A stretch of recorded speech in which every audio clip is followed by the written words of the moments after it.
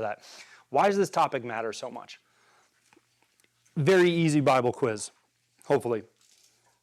Where does Genesis come in the Bible? Beginning. First. Genesis means beginning. So, does the Bible claim to be true or not? Yeah. Bible claims to be true. So if you start off with lies and misinformation, why should we take anything that follows it seriously? Right? If chapter 1 is full of lies, why would I listen to the rest of the book that claims to be true?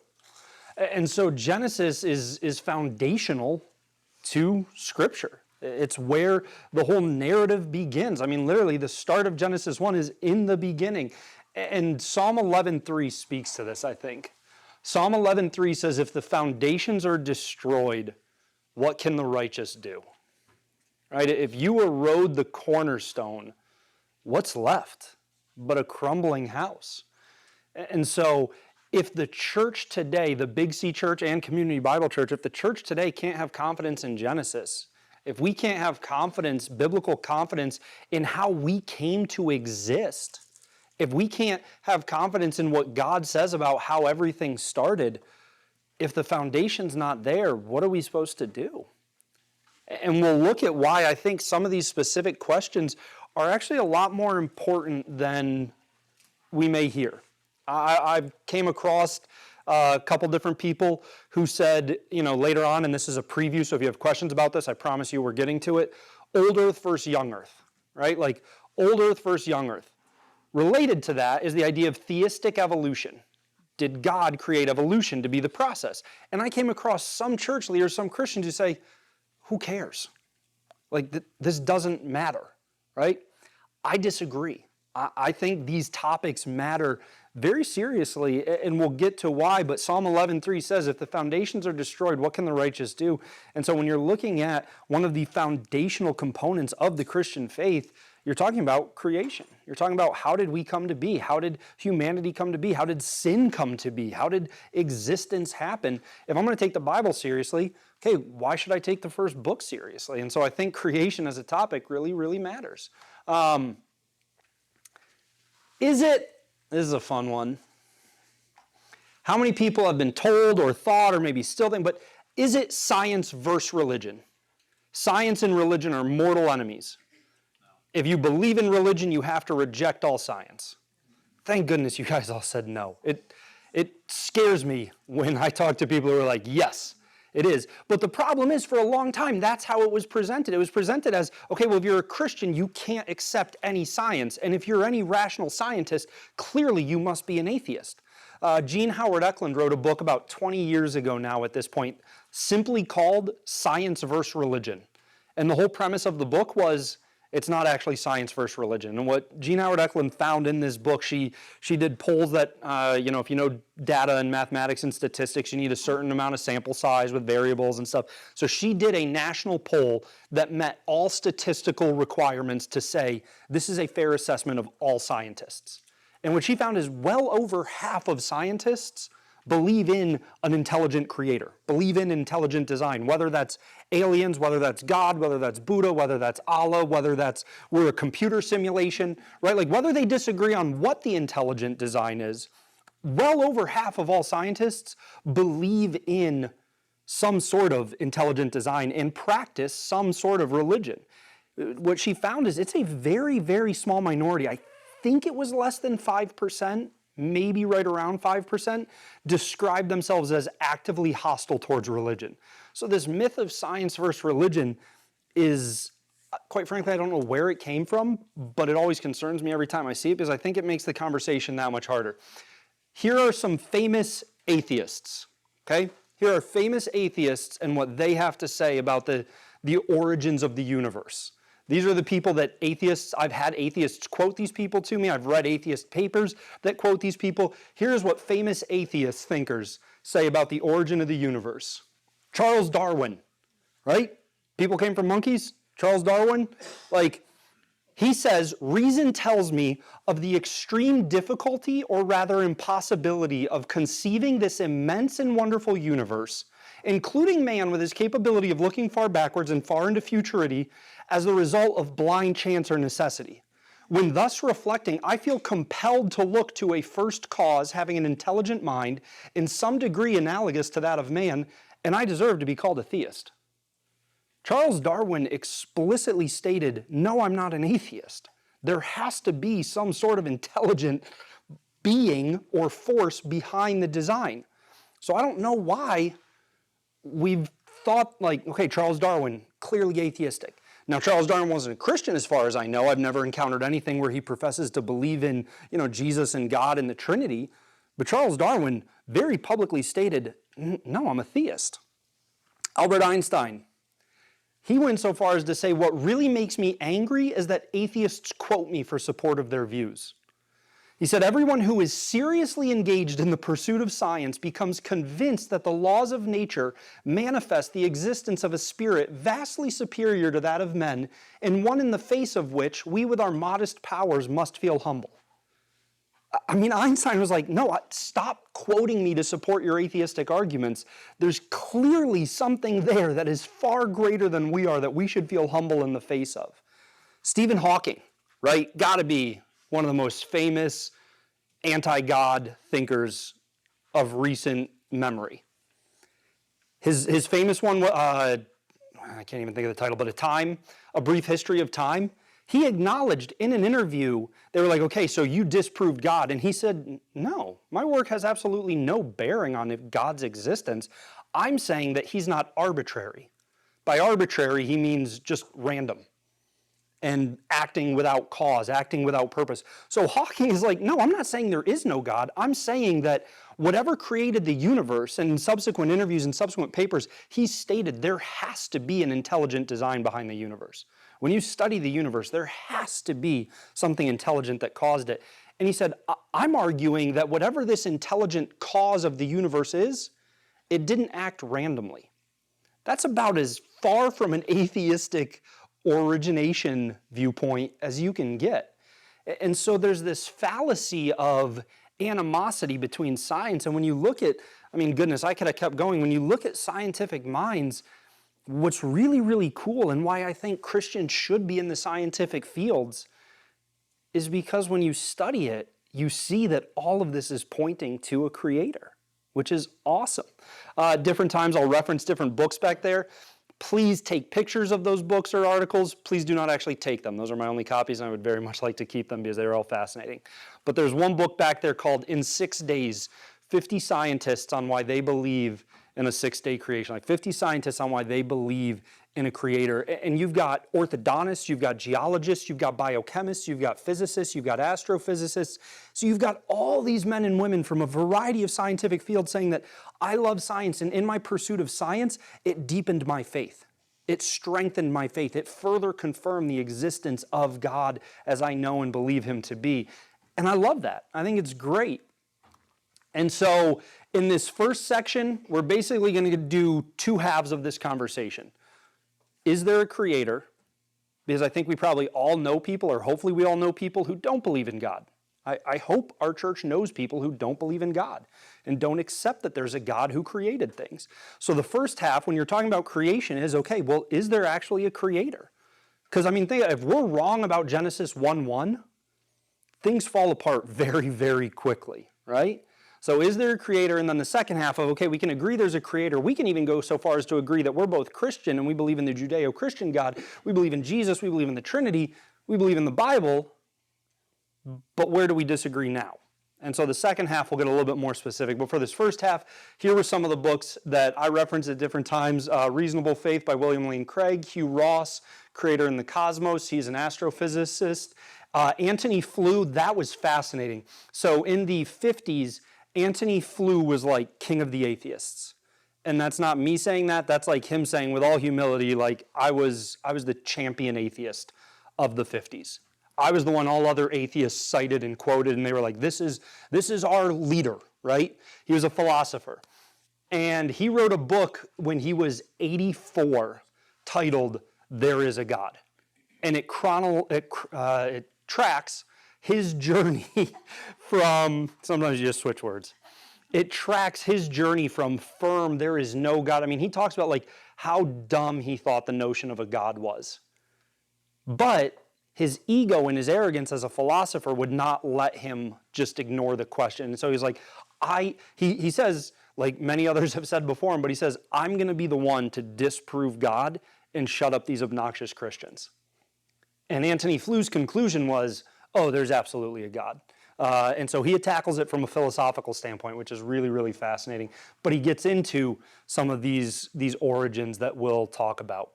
How many of you have looked at your sheet of paper already?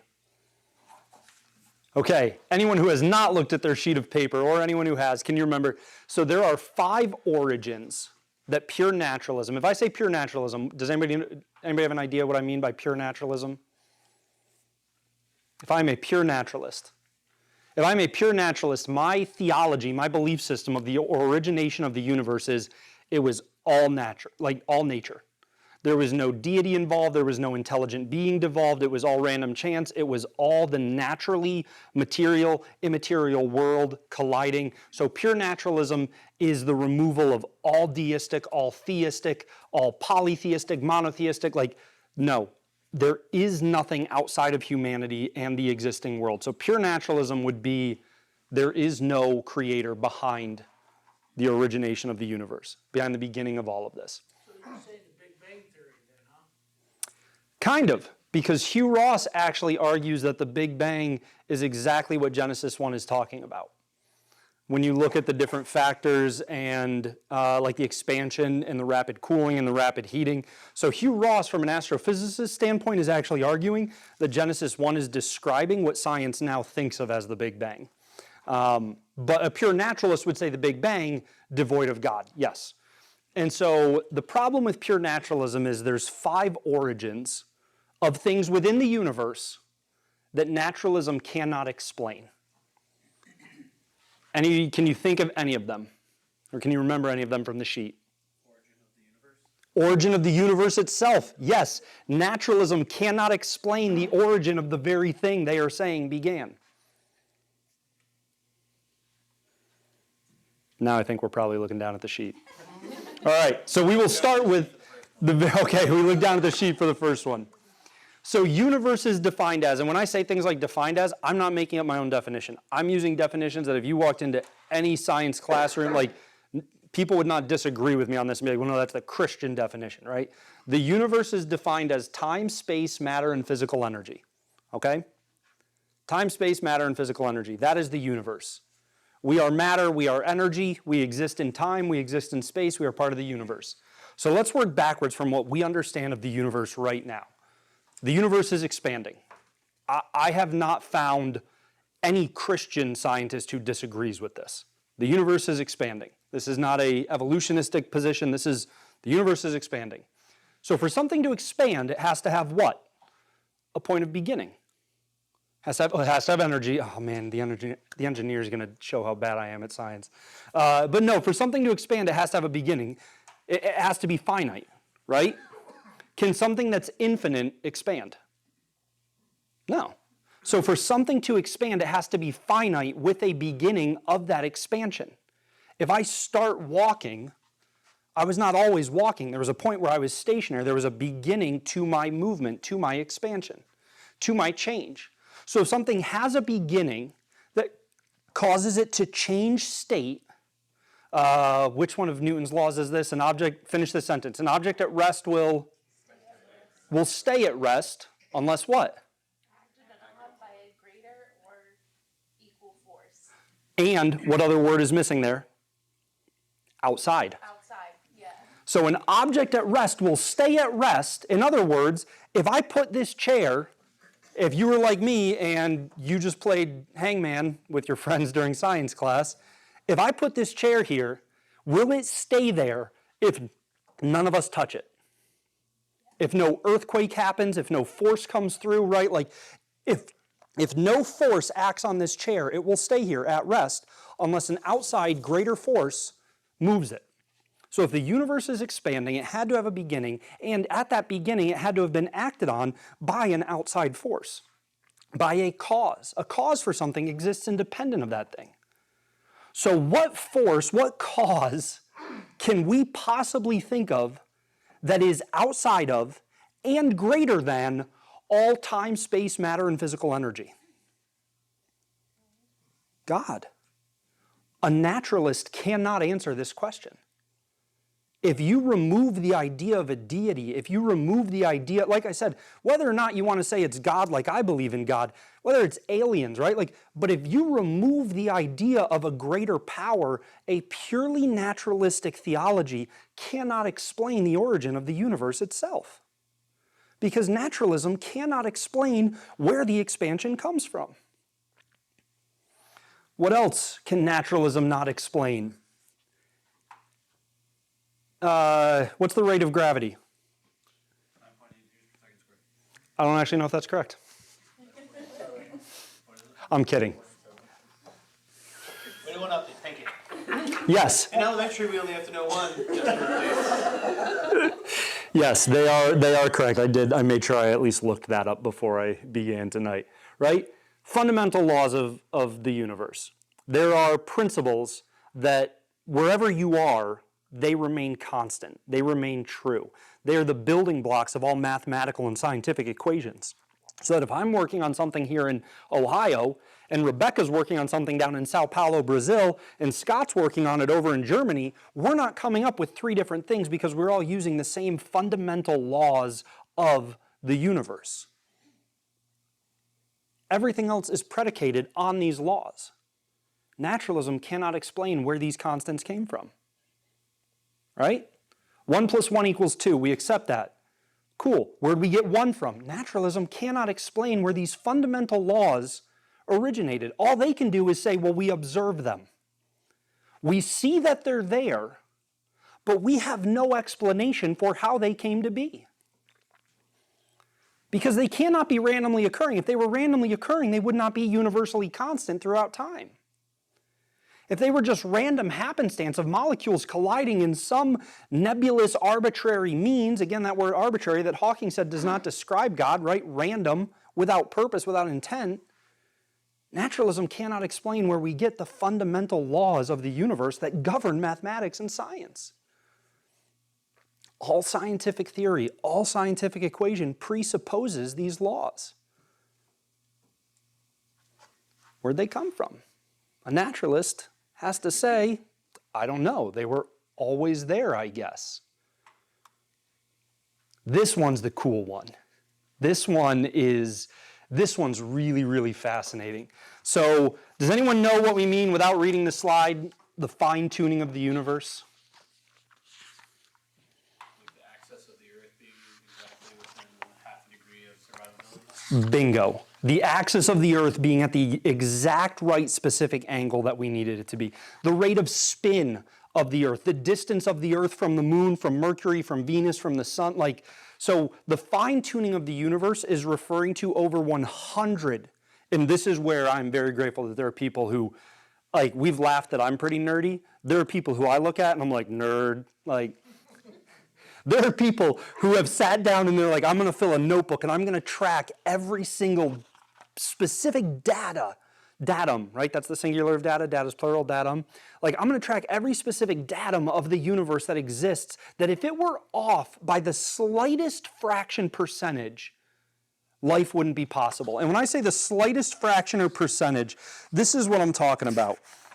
This is one of those people that I am grateful for, loves this stuff. So this is 1/1000th of a billionth percent. Do you realize how small that is? 100, 1,000, 10,000, right? 1/1000th of a billionth percent. If gravity's force were different by just that, stars would either burn too quickly or too cold. So if it were one little bit off in that direction or in this direction, life would be impossible. If the ratio of electrons to proton masses, if nuclear force, if the rate of the, there are 100 different independent facts, scientific facts, provable, measurable facts of the universe that if any single one of them, not 90 of the 100, not 99 of the 100, one of the 100 over 100, if any single one of them were different by the smallest fraction, life would be impossible. Does that sound random or intentional? Set aside your deistic belief. Set aside your theism. Set aside a belief in a God. Just approach that from a purely logical.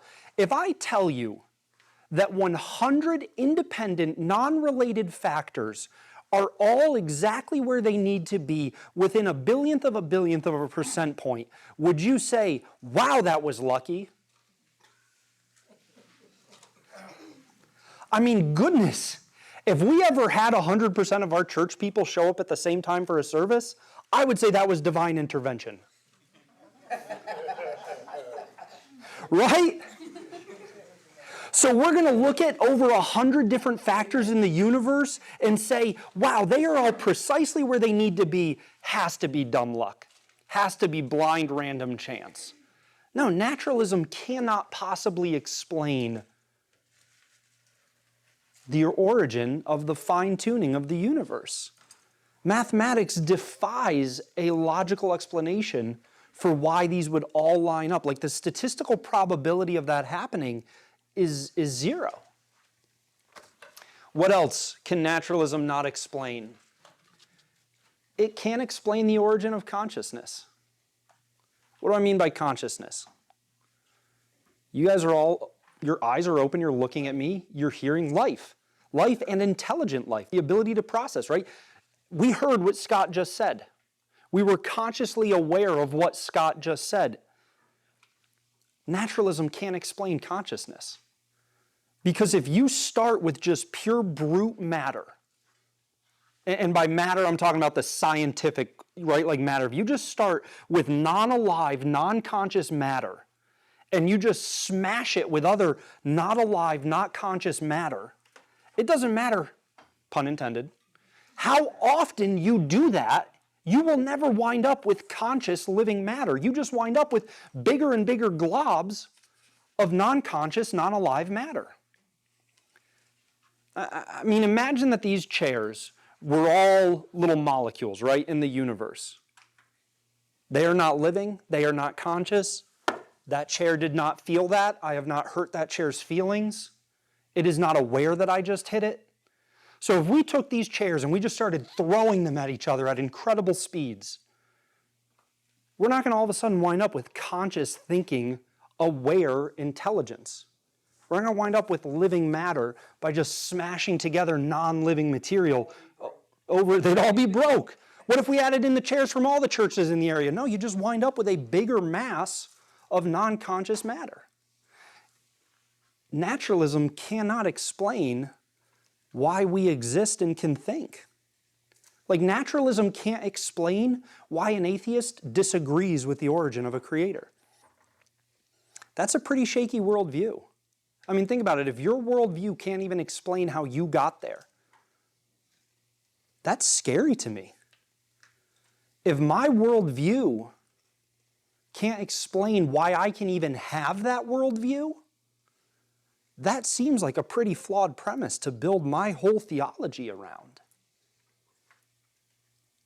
But if we introduce a rational, intelligent creator, well, then it's a pretty easy conclusion of how we wound up with rational, intelligent life. Because we reflect what creates us. Naturalism can't explain the origin of consciousness, and directly related to that,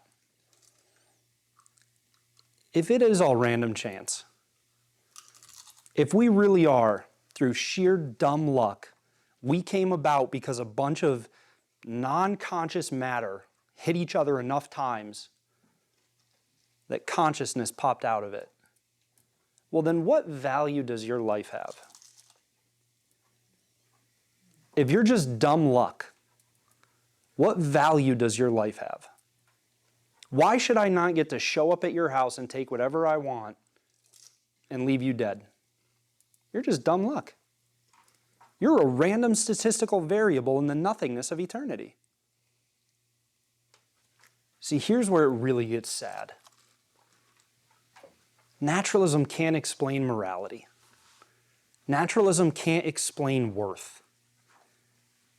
It can't explain beauty. It can't explain aesthetic pleasure.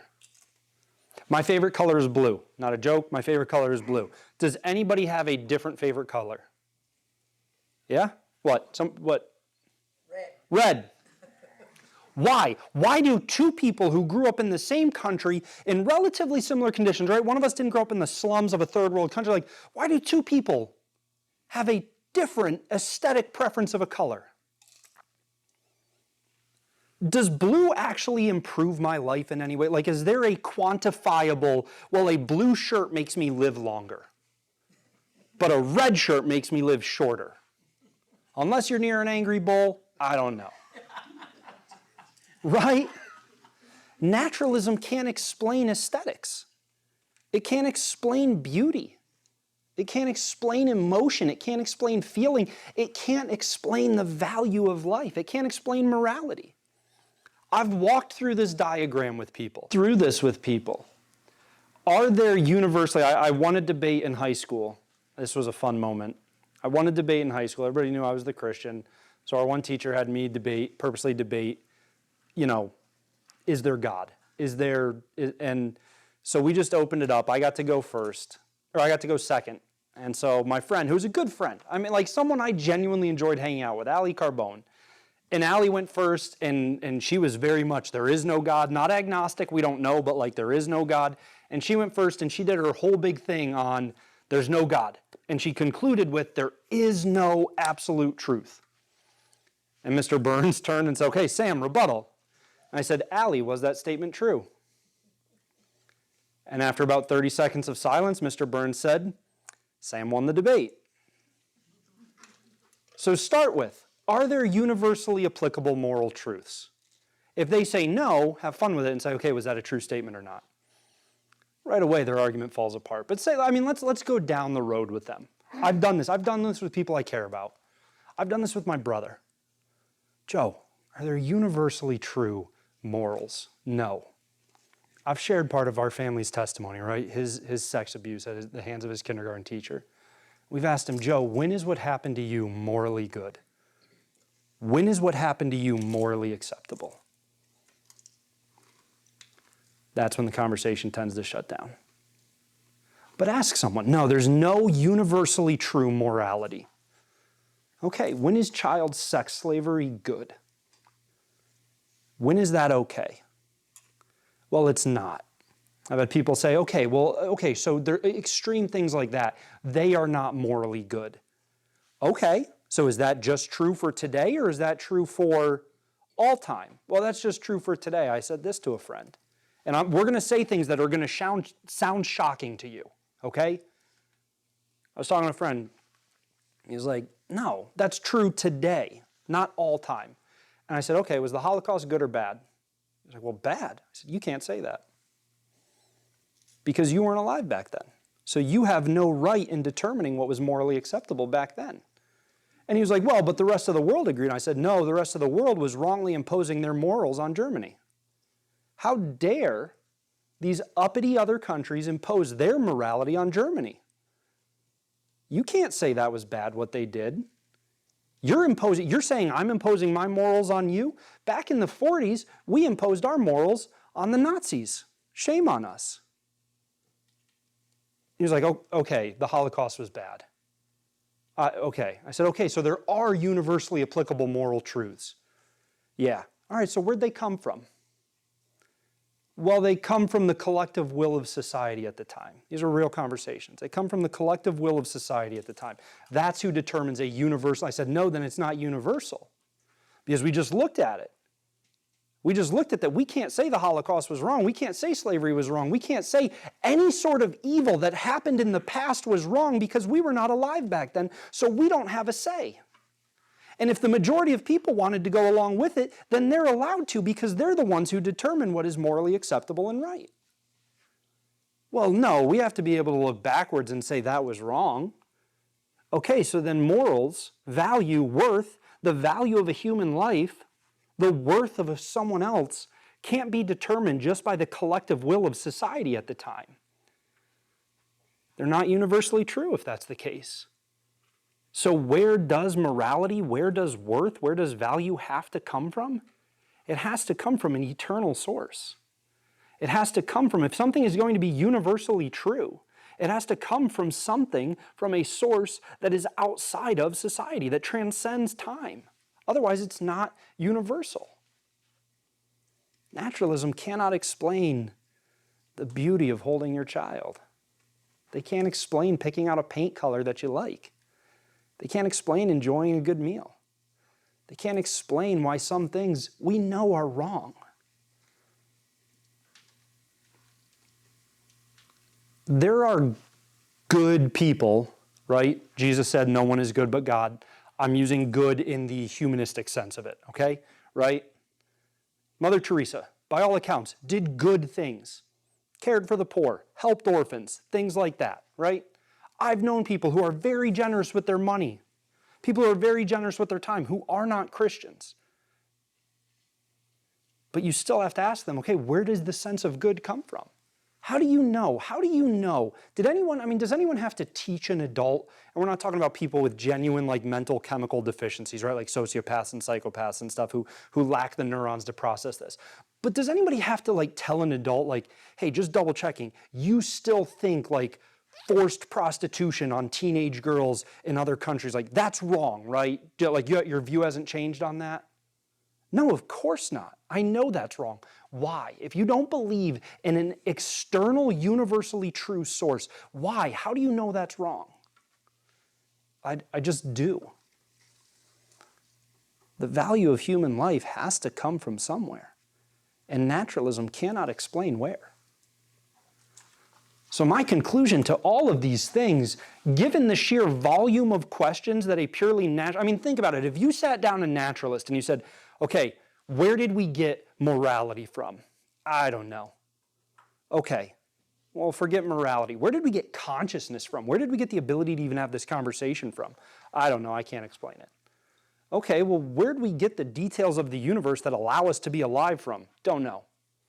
Well, where did we get the origin of the universe from? Like, just start at the beginning. Where did we even come from? I don't know, I can't explain it. I think it requires more dogmatically blind faith to be a naturalist than to be a Christian. I think you have to be more dogmatically ignorant to be a pure naturalist than you have to be a theist or a deist. I do.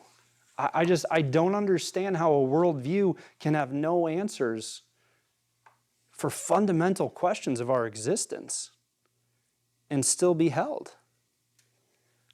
I get what Einstein was saying when he said, what did Einstein say? Everyone who is seriously engaged in the pursuit of science becomes convinced that the laws of nature manifest the existence of a spirit vastly superior to that of man. If you consider these questions, a purely naturalistic theory of the origin of the universe doesn't answer them. And so I don't see how anybody could hold to them and then fault us for our faith. It requires just as much faith to believe that this was just dumb luck, random chance, than to accept that there's actually an intelligent creator. C.S. Lewis once famously said, if I come across a garden while I'm out for a walk in the middle of the forest, my first and immediate thought is there must be a gardener.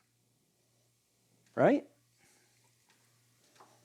When you drive down a street and you see carefully manicured lawns, are you like, wow, I bet nobody's lived there for decades?